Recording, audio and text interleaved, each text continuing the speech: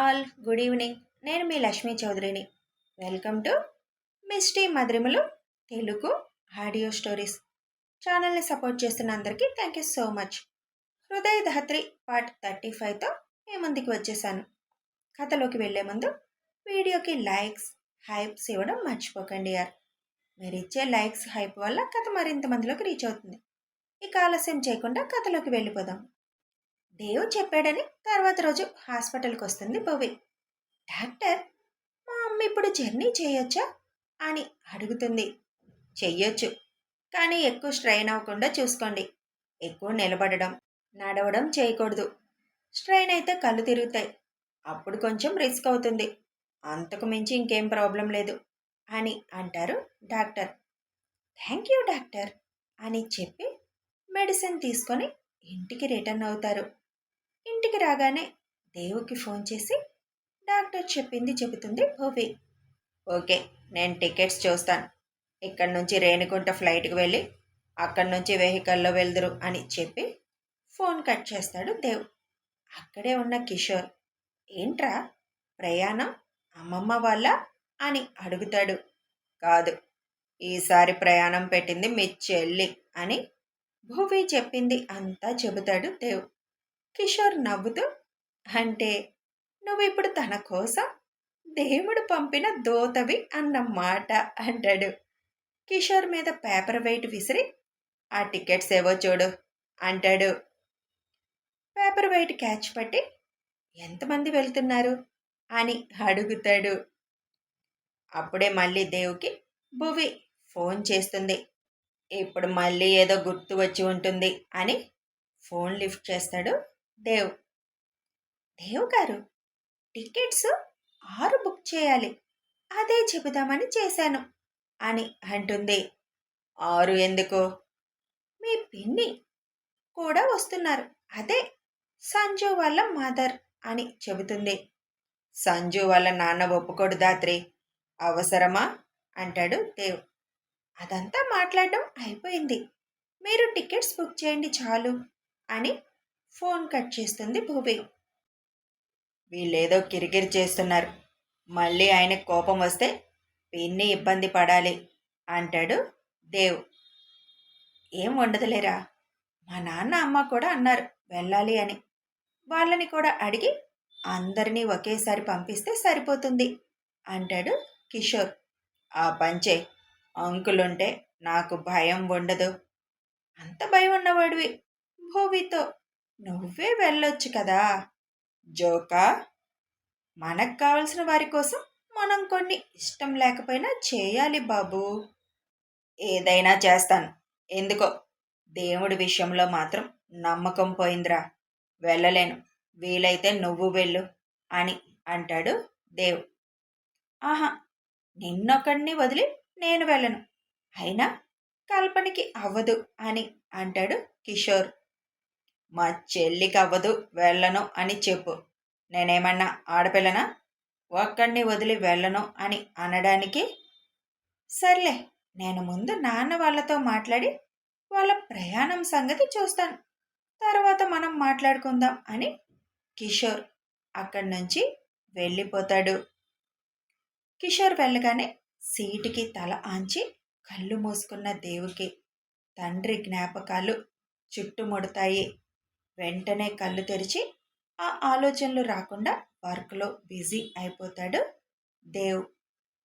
Work చేస్తున్న దేవ్ దగ్గరికి 1 గంట తర్వాత కిషోర్ వచ్చి, దేవ్, నాన్న వాళ్ళు కూడా వెళ్తారంట, అందరికీ కలిపి బుక్ చేస్తున్నా అని అంటాడు. 10 టికెట్స్ బుక్ చేయి, 2 సెక్యూరిటీ వాళ్ళు కూడా వెళ్తారు వాళ్ళతో. అక్కడ రూమ్లు దర్శనం ఎప్పుడులాగే విఐపి కోటాలో బుక్ చేయి అని చెబుతాడు దేవ్. ఫ్రైడే మధ్యాహ్నం ఫ్లైట్కి చేస్తున్నాను, శనివారం దర్శనం చేసుకొని ఆ రోజు ఈవినింగ్ ఫ్లైట్కి రిటర్న్ అయ్యేలా చేస్తున్నాను అని అంటాడు కిషోర్. ఏదో నీకు నచ్చినట్టు చేయి అని అంటాడు దేవ్. కిషోర్ అన్నీ బుక్ చేసి భువి ఫోన్కి అవన్నీ మెసేజ్ చేస్తాడు. మొత్తం అయిపోయింది దేవ్ అని చెబుతాడు కిషోర్. ఓకే అని అంటాడు దేవ్. ఏమైంది?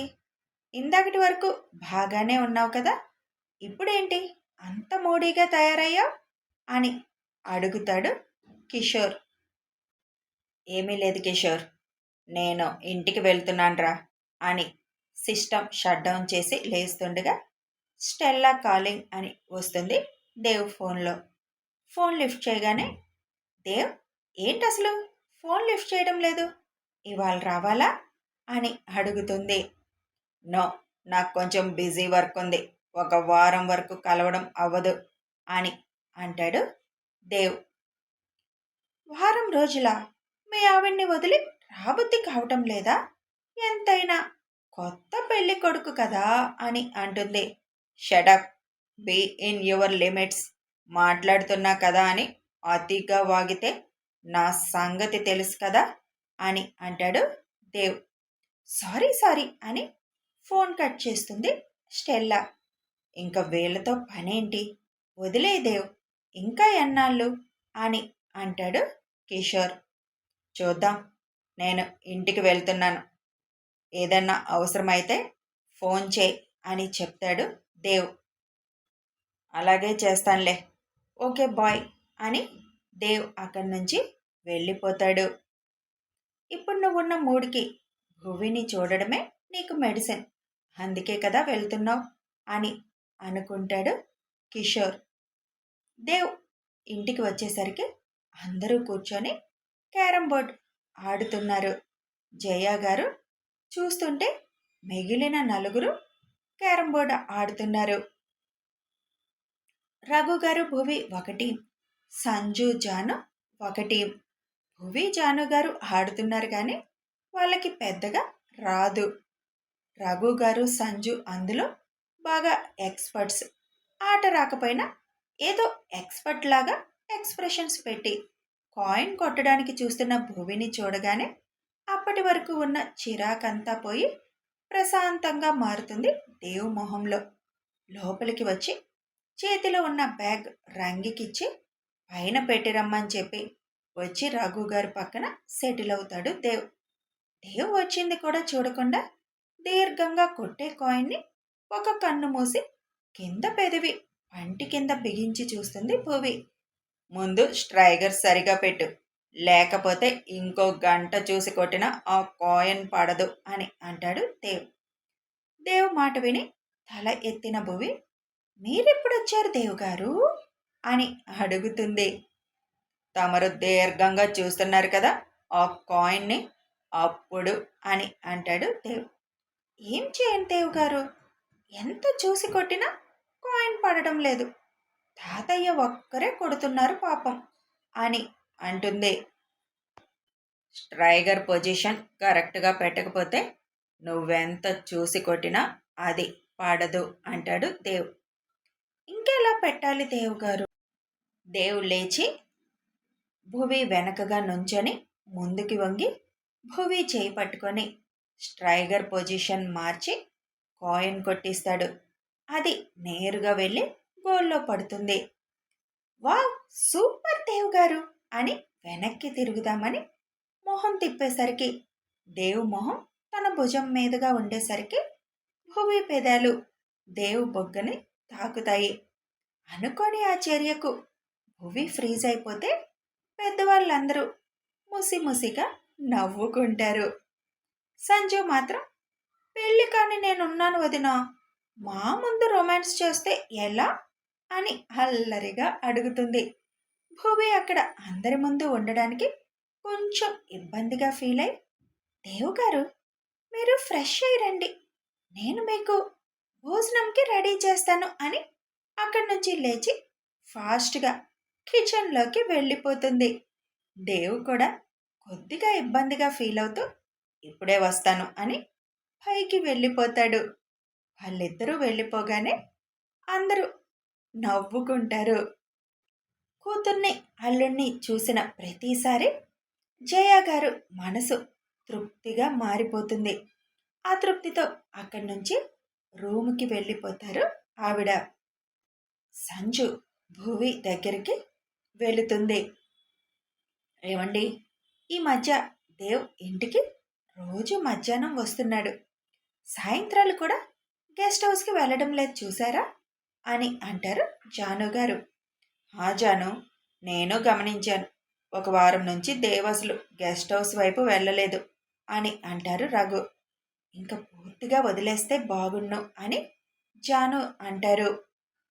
చూద్దాం, కొద్దిగా మార్పు కనిపిస్తుంది కదా, పూర్తిగా తొందరలోనే మారతాడు ఏమో. అయినా భువి లాంటి అమ్మాయి ఉంటే ఎలాంటి వాడు అయినా మారక ఏం చేస్తాడు అని అంటారు రఘు గారు.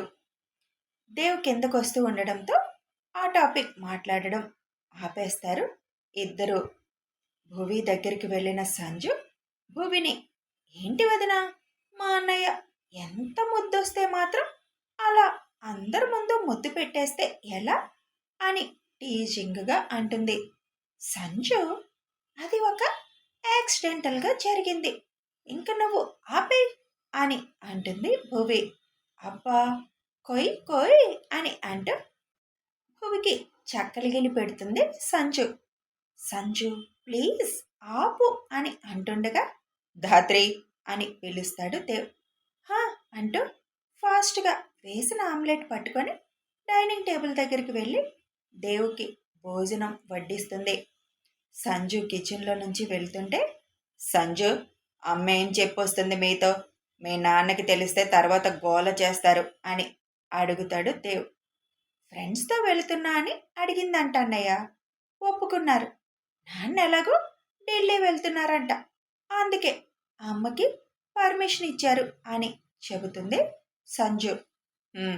ధాత్రి, కిషోర్ వాళ్ళ అమ్మా నాన్న కూడా మీతో వస్తున్నారు.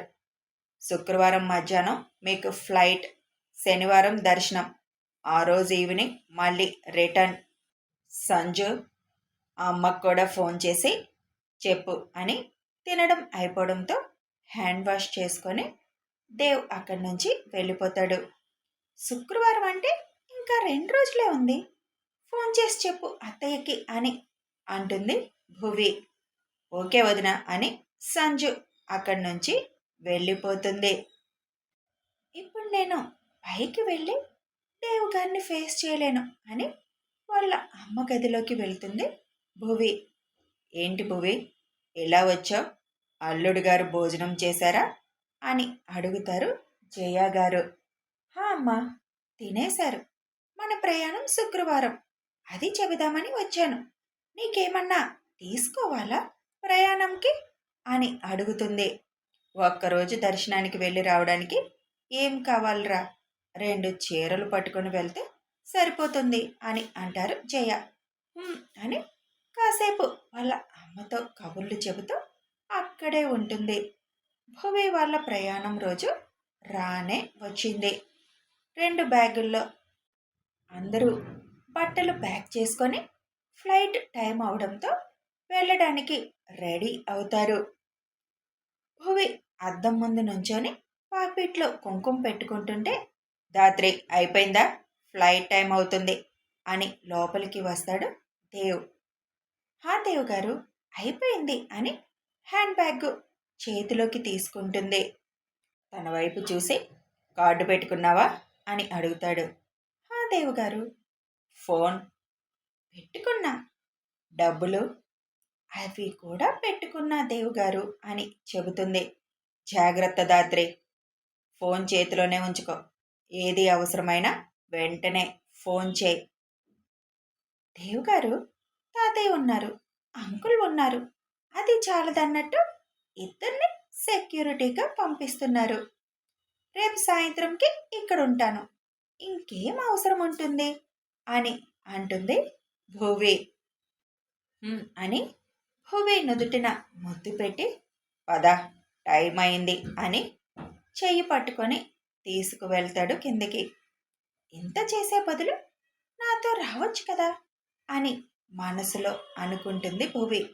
అక్కడికి తప్ప ఇంకెక్కడికైనా వస్తాను, గుడికి మాత్రం రాను అని భువి వైపు చూసి చెబుతూ కారు స్టార్ట్ చేస్తాడు. భువి ఆశ్చర్యంగా, నా మనసులో అనుకున్నది ఎలా తెలిసింది అని ఆలోచిస్తుంది. అందరూ ఎయిర్పోర్ట్ చేరుకున్నాక కిషోర్ వాళ్ళ నాన్నకి మళ్ళీ ఒకసారి జాగ్రత్తలు చెప్పి సెక్యూరిటీతో కేర్ఫుల్గా ఉండండి అని చెబుతాడు దేవ్. ఎస్ సార్ అని అంటారు ఇద్దరు. మెట్లు ఎక్కేటప్పుడు ఒక్కతే అవుతుందేమో, మీరు మేడంతో ఉండండి అని అంటాడు దేవ్. లేదు దేవ్, నేను మీ అంకుల్ కూడా మెట్లెక్కాలి అనుకుంటున్నాం. మీ ఆవిడ ఒక్కతే కాదులే, నువ్వు కంగారు పడకు అని అంటారు కిషోర్ వాళ్ళ అమ్మ. దేవ్ చిన్నగా నవ్వుకుంటాడు. ఫ్లైట్ అనౌన్స్మెంట్ రావడంతో అందరూ టెర్మినల్లోకి వెళ్ళిపోతారు. కథ కొనసాగుతుంది. మరి దేవు లేకుండా వెళ్తున్న భువి తిరుపతి ప్రయాణం ఎలా సాగుతుంది? అసలు దేవుకి దేవుడంటే ఎందుకు నమ్మకం లేదు? తెలియాలి అంటే కథని ఫాలో అయిపోండి. వీడియో నచ్చితే ఒక లైక్ చేయండి. నచ్చితే మీకు తెలిసిన వాళ్ళకి షేర్ చేయండి. కామెంట్స్ రూపంలో మీ అభిప్రాయాలు తెలపండి. సబ్స్క్రైబ్ చేసుకొని ఛానల్ని సపోర్ట్ చేయండి. Thanks for watching and listening.